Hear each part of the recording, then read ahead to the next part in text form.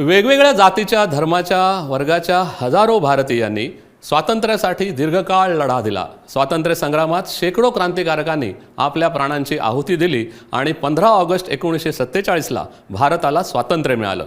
स्वतंत्र भारताने मग शेती, समाजकारण, शिक्षण, उद्योग, विज्ञान तंत्रज्ञान, आरोग्य, संरक्षण, कला, साहित्य, संस्कृती अशा विविध क्षेत्रात घोडदौड सुरू केली. अनेक संकटं आली, पण भारत डगमगला नाही, खचला नाही. शेतकरी, कामगार, संशोधक, तंत्रज्ञ, सैनिक अशा लाखो देशवासियांनी भारताचं स्थान गेल्या 75 वर्षात जगाच्या नकाशात अव्वल केलं. या 75 वर्षाच्या भारताच्या वाटचालीचा सगळाच आढावा इतक्या कमी वेळात इथे घेता येणं शक्य नाही. म्हणूनच आम्ही तुमच्यासाठी घेऊन येत आहोत भारताच्या 75 वर्षांच्या दैदिप्यमान प्रवासातल्या काही ठळक नोंदी 1 ऑगस्टपासून 15 ऑगस्टपर्यंत. आजच्या भागात पाहूया 1947 ते 1951 या अगदी सुरुवातीच्या स्वातंत्र्योत्तर भारतात काय घडलं.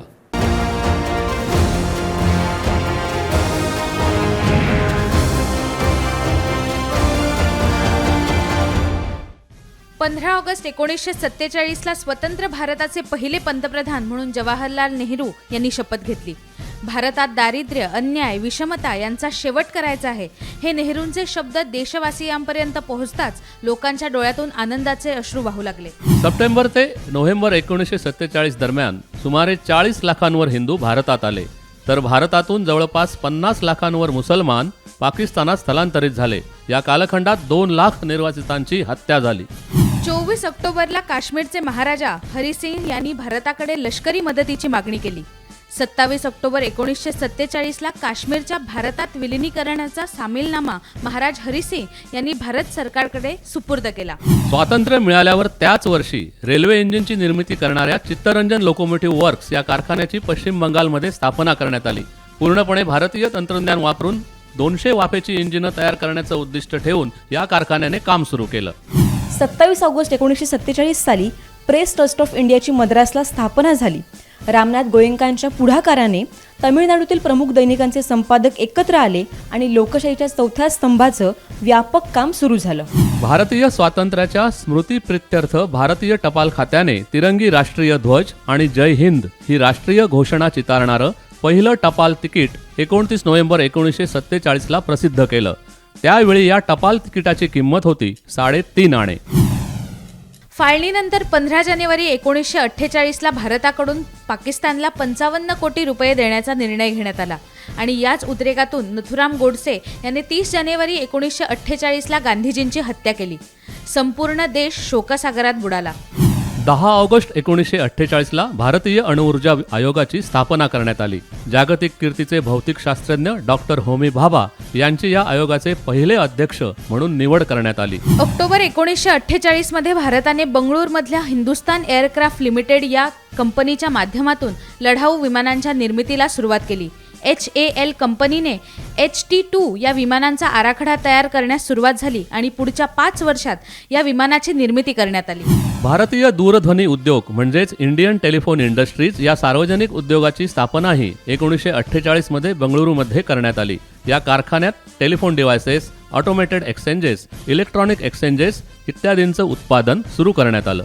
स्वातंत्र्यानंतर भारताच्या माहिती आणि प्रसारण मंत्रालयाच्या अंतर्गत फिल्म युनिट हा विभाग स्थापन करण्यात आला होता. याच युनिटचं 1948 मध्ये फिल्म्स डिव्हिजन असं नामकरण करण्यात आलं. देशातल्या महत्त्वाच्या घटनांवर फिल्म्स डिव्हिजनने अनेक वृत्तपट केले.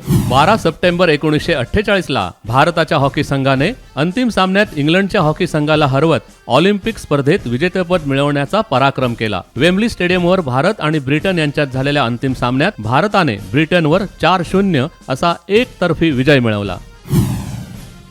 राष्ट्रीय स्वयंसेवक संघ म्हणजेच RSS वर आणलेली बंदी तत्कालीन काँग्रेस सरकारने उठवली. गांधीजींच्या हत्येनंतर म्हणजे 4 फेब्रुवारी 1948ला RSS वर बंदी घालण्यात आली होती. डिसेंबर 1948 मध्ये RSSने बंदी विरोधात आंदोलन करून 50,000 स्वयंसेवकांना अटक करून घेतल्यानंतर सरकारला नमतं घ्यावं लागलं होतं.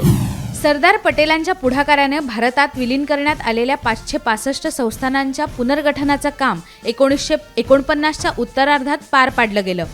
तरीही भारताच्या नकाशावर 2 ठिकाणं खटकणारी होती. एक म्हणजे पोर्तुगीजांच्या ताब्यात असलेलं गोवा आणि दुसरं फ्रेंचांच्या राजवटीखाली असलेलं पॉंडिचेरी. तामिळनाडूतील थोर समाजसुधारक पेरियार यांचा राजकीय वारसा लाभलेल्या अण्णादुरई यांनी 17 सप्टेंबर 1949ला द्रविड मुनेत्र कळघम अर्थात DMK या पक्षाची स्थापना केली. या पक्षाने उत्तर भारतीय वर्चस्व, आर्य श्रेष्ठत्व आणि हिंदी भाषेची सक्ती नाकारत भारतात अन्य कोणत्याही प्रांतात घडू शकला नाही असा इतिहास या पक्षाने तामिळनाडूत घडवला. ब्रिटिशांच्या काळात स्थापन करण्यात आलेल्या इम्पिरियल बँक ऑफ इंडियाचं 1 जानेवारी 1949ला रिझर्व्ह बँक ऑफ इंडिया या नावानं राष्ट्रीयकरण करण्यात आलं. त्याच वर्षी सर्वप्रथम 6व्या जॉर्जच्या ऐवजी सम्राट अशोककालीन सिंहाच्या मुद्रांसह 1 रुपयाच्या भारतीय नोटा पहिल्यांदा प्रसिद्ध करण्यात आल्या. 28 डिसेंबर 1949ला central reserve police force act संमत करून केंद्रीय राखीव पोलीस दलाची म्हणजेच CRPFची स्थापना करण्यात आली. या दलाकडे AK-57, light machine guns, grenade launchers, mine detectors यासारखी आधुनिक शस्त्र सोपवण्यात आली. स्वातंत्र्यापूर्वी अस्तित्वात असलेल्या इंडियन रिसर्च फंड असोसिएशन या संस्थेचं 1949 साली Indian council of medical research या संस्थेत रूपांतर करण्यात आलं. या संस्थेने केलेल्या संशोधनामुळे क्षयरोग, कुष्ठरोग, मेंदूज्वर, कावीळ, हेपेटायटिस A, कॉलेरा यासारख्या आजारांवर प्रभावी उपाययोजना उपलब्ध झाली. स्वतंत्र भारतातील सर्व निवडणुका निपक्षपातीपणाने आणि मुक्त वातावरणात व्हाव्यात म्हणून 25 जानेवारी 1950ला भारतीय निर्वाचन आयोगाची म्हणजेच इलेक्शन कमिशन ऑफ इंडियाची स्थापना करण्यात आली. या आयोगाअंतर्गत सर्व राजकीय पक्षांना आपल्या पक्षाची नोंदणी करणं बंधनकारक करण्यात आलं. तसंच राजकीय पक्ष आणि उमेदवार यांच्यासाठी आदर्श आचारसंहिता तयार करण्यात आली. डॉक्टर बाबासाहेब आंबेडकर यांनी तयार केलेला राज्यघटनेचा अंतिम मसुदा स्वीकृत झाला आणि 26 जानेवारी 1950ला भारत सार्वभौम लोकशाही प्रजासत्ताक झाल्याची घोषणा करण्यात आली. याच दिवशी डॉक्टर राजेंद्र प्रसाद यांनी भारताचे पहिले राष्ट्रपती म्हणून शपथ घेतली. सत्यमेव जयते असे शब्द असलेल्या आणि 3 सिंहांचा समावेश असलेल्या राष्ट्रीय बोधचिन्हाचा स्वीकार करण्यात आला. त्यानंतर दरवर्षी 26 जानेवारी हा दिवस भारतीय प्रजासत्ताक दिन म्हणून साजरा होऊ लागला. स्वातंत्र्यपूर्व काळात ब्रिटिशांनी स्थापन केलेल्या द रॉयल इंडियन नेव्ही या वसाहती नौदलाचं 26 जानेवारी 1950ला भारतीय नौसेना अर्थात इंडियन नेव्ही असं नामकरण करण्यात आलं. 1961 मध्ये गोवा मुक्तीच्या लढ्यात इंडियन नेव्हीने महत्त्वाची भूमिका बजावली. ऑपरेशन विजय या नावाने प्रसिद्ध असलेल्या या कारवाईत नौदलाच्या INS दिल्ली या जहाजाने पोर्तुगीजांच्या अल्फोन्सो आणि द अल्बुकर्क या जहाजांना नेस्तनाबूत करत जलसमाधी दिली. प्रजासत्ताकाच्या घोषणेनंतर 2 दिवसात म्हणजेच 28 जानेवारी 1950ला स्वतंत्र भारताच्या सर्वोच्च न्यायालयाची स्थापना करण्यात आली. H.J. कनिया यांची सर्वोच्च न्यायालयाचे पहिले सरन्यायाधीश म्हणून नेमणूक करण्यात आली.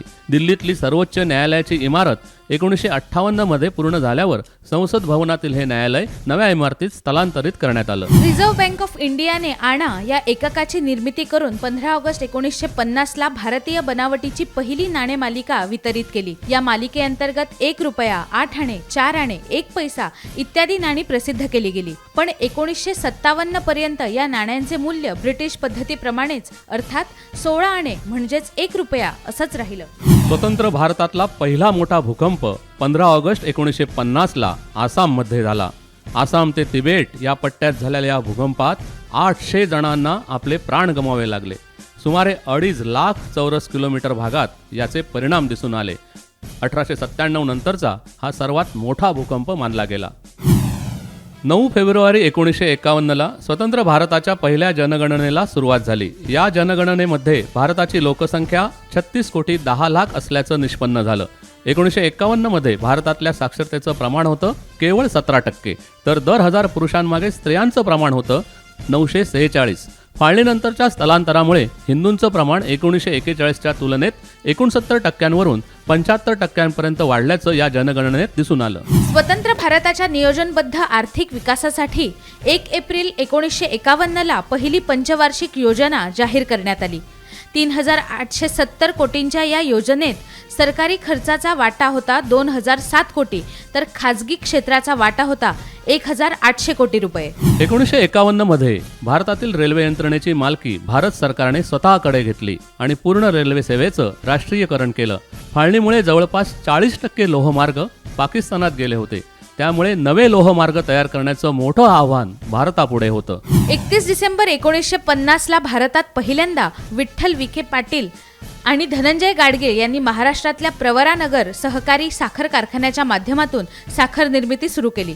नंतर 1951 ते 1960 या दशकात महाराष्ट्रात 14 सहकारी साखर कारखाने सुरू झाले. 1951 मध्ये पश्चिम बंगालमधल्या खरगपूरमध्ये भारतातली पहिली IIT सुरू झाली.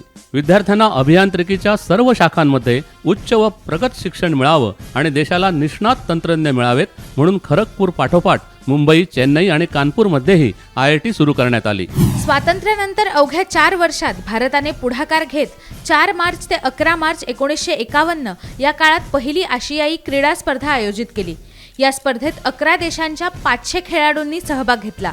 एथलेटिक्स, बास्केटबॉल, सायकलिंग, फुटबॉल, जलतरण आणि वेटलिफ्टिंग अशा 6 खेळांचा समावेश या स्पर्धेत करण्यात आला. आमचा हा प्रयत्न तुम्हाला कसा वाटला ते आम्हाला जरूर कॉमेंट बॉक्समध्ये कळवा. आणि हो, गोवा आणि आसपासच्या भागातील ताज्या बातम्यांसाठी गोमंतक TV या आमच्या YouTube चॅनलला जरूर सबस्क्राईब करा. तसंच आमच्या Facebook पेजलाही फॉलो करा. धन्यवाद. भेटूया उद्याच्या भागात. तोपर्यंत पाहत राहा गोमंतक TV.